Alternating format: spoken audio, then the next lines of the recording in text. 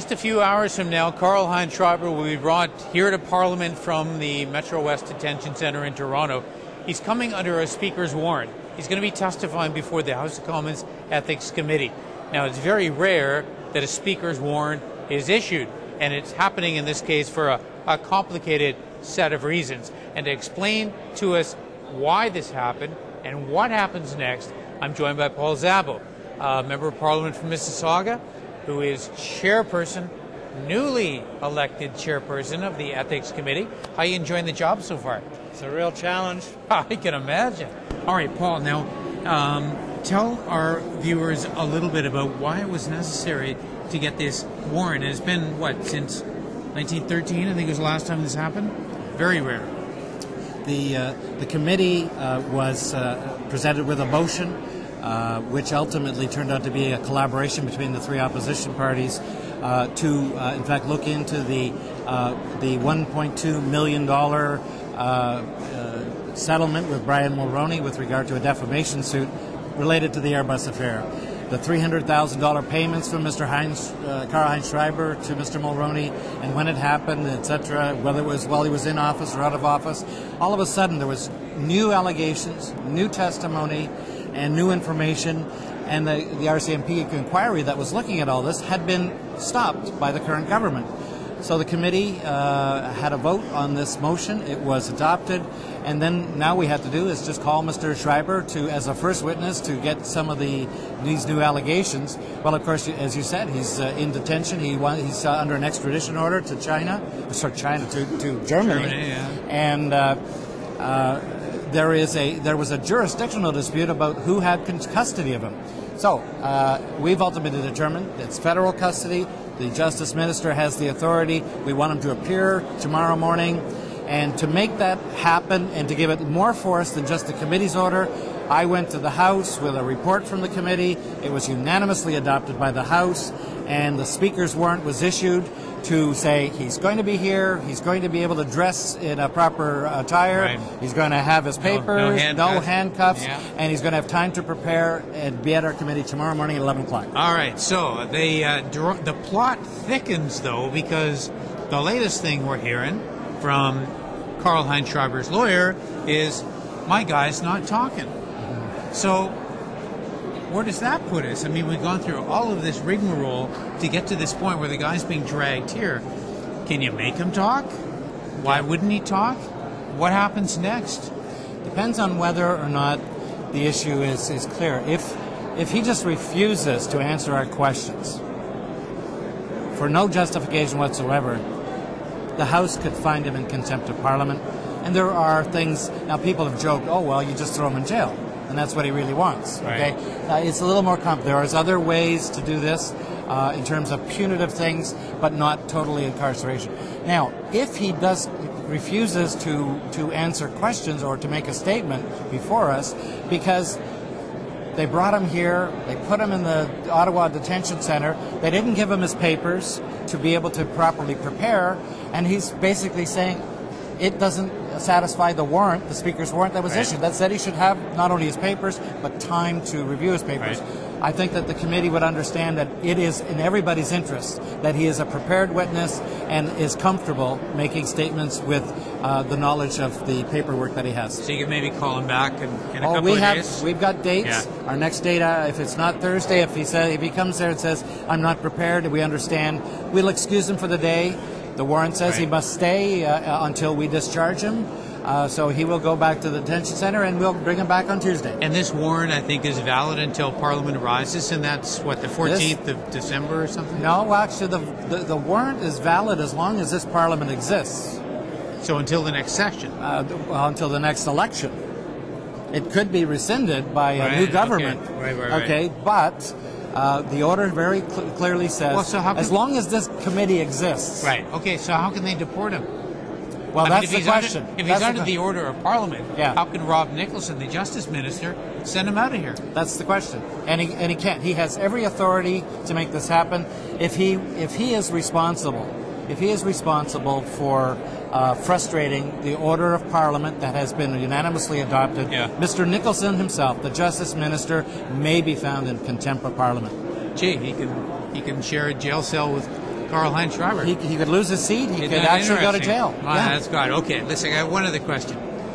When this happens tomorrow at 11 o'clock, it is going to be a media zoo, okay? Do you think? I think. There's cameras all over the place. Yeah. Everyone's going to be under a huge amount of pressure. You're going to have all these committee members who suddenly are bright stars, okay? And so how do you, as chairman, ride herd on this? How do you safeguard the public interest when you've got all these politicians around the table in this glorious spotlight and they're all playing to the camera? Yeah. First thing you do is don't wait until the meeting's underway and over. Yeah. You got to do with it before. Yeah. And I've been keeping a tough but fair rein on the committee. And the committee members themselves have around the table said, this is an important matter. We need to get the information, and we're going to make absolutely sure that we conduct ourselves in an appropriate fashion. They've given me that commitment. They're honorable members of Parliament, and I take them at their word. I'm going to be vigilant, but I'm going to give them an opportunity to be as good as they can be. Well, that's going to be interesting, Paul, and we'll certainly be bringing you more on MPTV, some inside stuff. We'll have you back again, because I'd like to know how actually, when this is all over, how you handled it and what your assessment would be. Thank you. And thanks for watching MPTV. All right, more Schreiber, more Mulroney, more inquiry. I know this is very much on the minds of all Canadians right now. It's a complex situation. We have to sort it out, try and sort it out, what comes next. Now, my next guest is somebody who integral to all of this. Irwin Cotler, member of Parliament. He's critic for human rights, but this guy was also the Justice Minister. You played a pivotal role in the sort of first go-around with Karlheinz Schreiber. When was that and what happened? That was in 2004, and the matter came before me at that time, and I ordered Mr. Schreiber's extradition to Germany, and since then, of course, it's been caught up with appellate reviews, both at the judicial level and at the ministerial level. So it's been 3 years now. That's right. Boy. Well, listen, I've got to ask you, do you think he's out of here, or do you think that we're going to be able to keep him with this speaker's warrant? Well, we have, the government has established a public inquiry, and at this point, the main witness for that public inquiry is Mr. Schreiber. In fact, you can't have a public inquiry without Mr. Schreiber. So it seems to me that the Minister of Justice has to exercise his authority, which he has under the Extradition Act, and postpone Mr. Schreiber's extradition to Germany. It's not a matter of Mr. Schreiber not being extradited to Germany. It's only a matter of when. The principle of his extradition has been established both by the courts and by the minister. The issue at this point is just one of timing. And if we want Mr. Schreiber, and we need him in the country because there are four proceedings going on. There is the parliamentary hearing, there's the public hearing, there's an RCMP investigative inquiry, there's a court hearing. For each and all of these reasons, Mr. Schreiber needs to be kept in Canada. All the Minister of Justice has to do is say, okay, I will postpone the surrender order and keep him here until such time as his presence is no longer required. All right, Irwin, that's very interesting, because I've been sitting in the House of Commons the last few question periods listening to Rob Nicholson get up and down and say, I can't do that. I'm powerless. We've got to let justice play out. I mean, is he just joshing us or what? He has clear power. It's expressly set forth. I don't want to be a talking head. Article 40 of the Extradition Act says that he can attach such conditions to the surrender order as he wishes, including postponing it. And Article 42 says he can amend the extradition order as he wishes. In other words, he's got full superintending authority under the Extradition Act to postpone the execution of the surrender order. It's there in black and white. That's what he should do. All right, so are there consequences for Mr. Nicholson, though? I mean, it seems he's misleading the House in a way, then.